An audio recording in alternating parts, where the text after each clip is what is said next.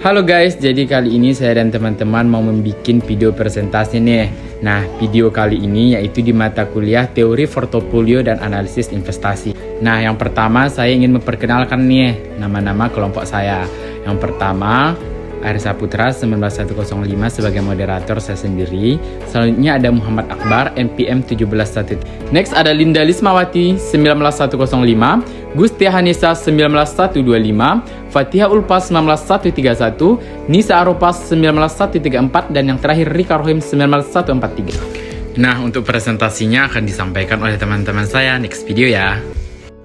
Saya Gusti Hanesa akan menjelaskan sedikit tentang analisis saham. Analisis saham terbagi menjadi dua bagian, yaitu analisis fundamental dan analisis teknikal. Yang pertama, analisis fundamental, yaitu menganalisis ekonomi, di mana kita harus mengetahui kurs, suku bunga, inflasi, dan GDP. Analisis fundamental terdiri dari analisis industri dan analisis perusahaan. Analisis industri yaitu perusahaan harus mengetahui persaingan dalam industri, produk substitusi, dan supplier. Analisis perusahaan, untuk memilih perusahaan saat berinvestasi kita harus melihat nilai PER, PBVR, DER, dan ROE. Cara menganalisisnya, kita harus mencari nilai PER, PBVR, dan kemudian DER yang paling kecil, lalu mencari nilai ROE yang paling tinggi. Selanjutnya ada cara menganalisis perusahaan. Dilihat dari tabel ada 4 perusahaan. Yang pertama adalah Kimia Farma, di mana nilai PER-nya adalah 330,96, nilai PBVR 1,07, nilai DER 149,30, dan nilai ROE-nya 0,92. Selanjutnya ada perusahaan Kalbe Farma, di mana nilai PER-nya adalah 22,81, nilai PBVR 3,76, nilai DER-nya 24,28, dan nilai ROE 16,48. Selanjutnya ada perusahaan Sido Muncul, di mana nilai PER-nya adalah 24,28, nilai PBVR 9,27, nilai DER 38,83, dan nilai ROE 38,20.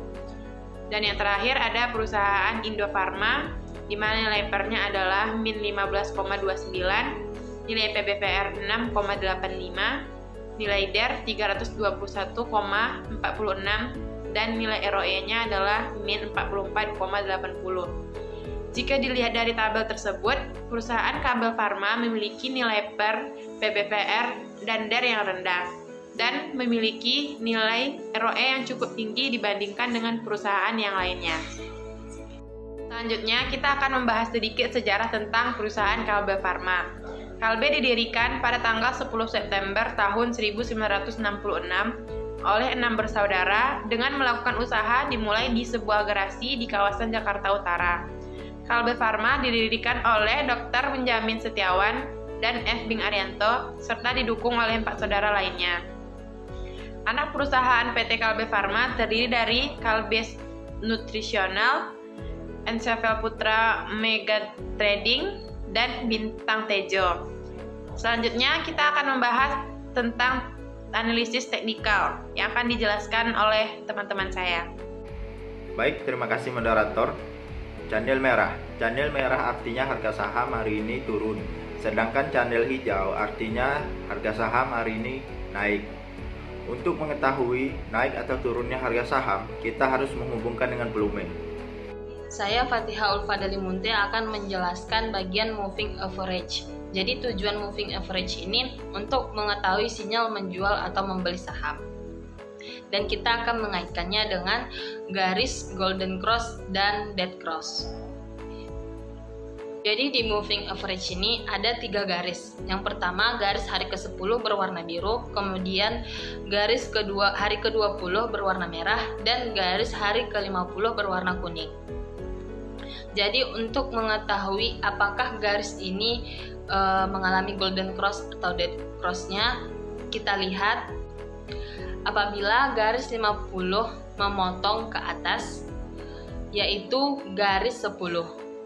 Misalnya, garis kuning ini memotong ke atas, yaitu memotong garis biru, maka akan terjadi golden cross dan ada sinyal untuk membeli saham.